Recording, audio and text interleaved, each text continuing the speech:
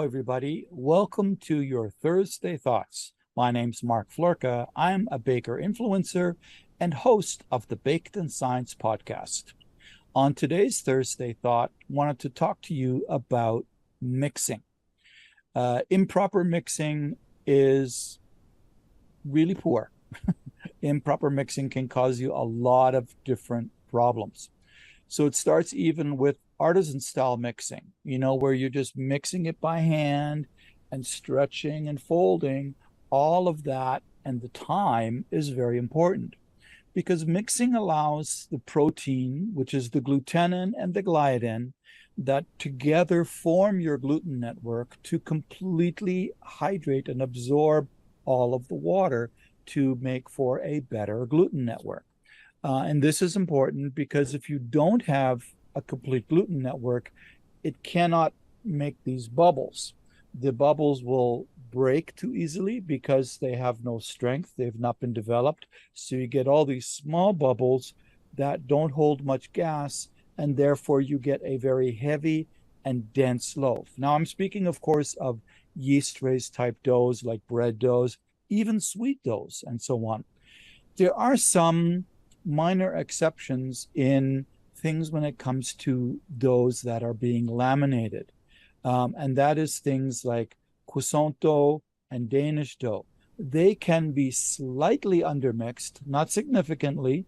They still need to be developed some, but they can be slightly undermixed as the rolling and folding and rolling that takes place further develops the gluten. And so that provides for a little bit more extensible dough in the laminating process.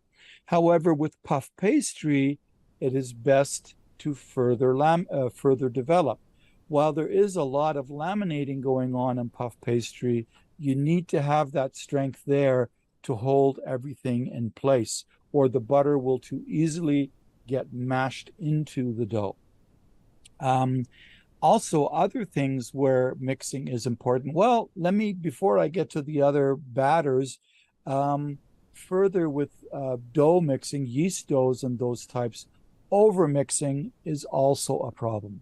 If you overmix, not only will you tend to, usually with yeast doughs especially, get your dough too hot, but you get it to the point where you start to break the gluten. What usually happens first is that the glutenin, which is the gluten part that is nice and strong and resilient, gets broken, and the gliadin, which is kind of like the ball bearings, that's very extensible, that is then the only thing that remains, and then the dough becomes too stretchy, and it has no structure. It flows. So then your bread can't rise up. It just sort of flows. So while you may get still some lift, you won't get the oven spring, and you'll get the dough flowing into corners and pans and things like that. And with hamburger buns, you'll get too much flow, or hot dog buns, you won't get that nice round lift to it. So overmixing is also not good. Then we come to batters. With batters, first of all, there's the batters that are used a lot is for high ratio type cakes, where you're creaming the fat first, or even with cookies. There we are making emulsions where the liquids that are being added into the dough or batter is being thoroughly dispersed. And it's also important to help allow some of the sugars to go into solution as much as possible. If your sugars don't get fully dissolved, over time, they can start to recrystallize. Sometimes, most commonly, what we see is with cookies, you'll see what looks like a little gray flaky film on the top of the cookie. And some people might mistake it for mold, when in actual fact, it's sugar recrystallizing. Or especially when you break or cut the cookie open, you can see like these white lines inside, and this is the sugar recrystallizing. Bakers most often simply call it sugaring. You can actually see this in chocolate sometimes too. And so the important thing is to ensure that the mixing also provides for thorough dissolution of the sugar.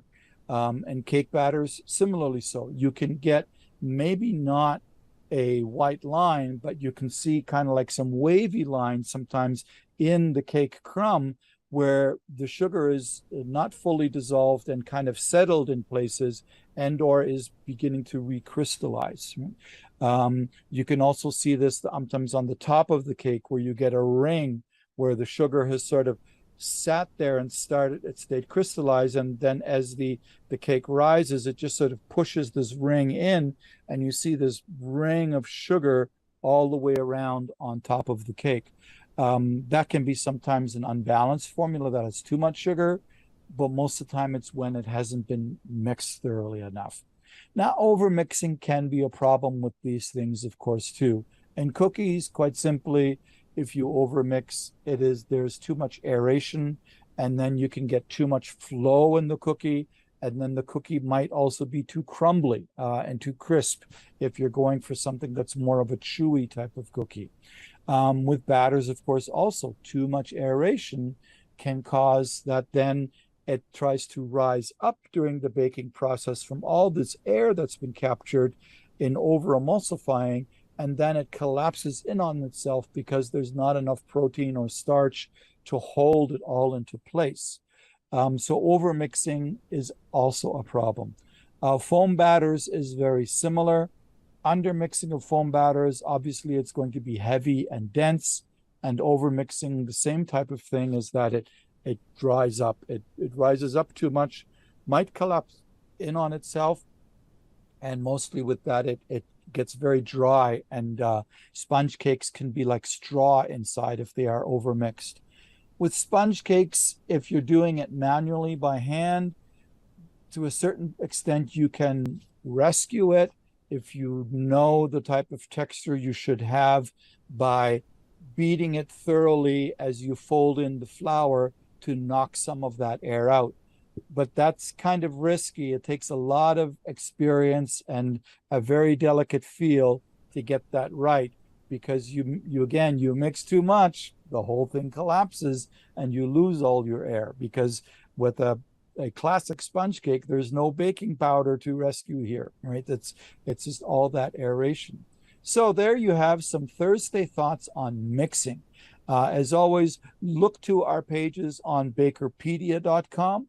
If you click on process, you can look up mixing and read all the different criteria for mixing. And there's a nice handy dandy chart of all the different mixing processes that you can refer to, and the do's and don'ts and benefits and advantages and things like that. Have a wonderful Thursday, everybody, and we'll see you all in the next one. My name is Mark Floerke, and I'm a baker influencer for Bakerpedia.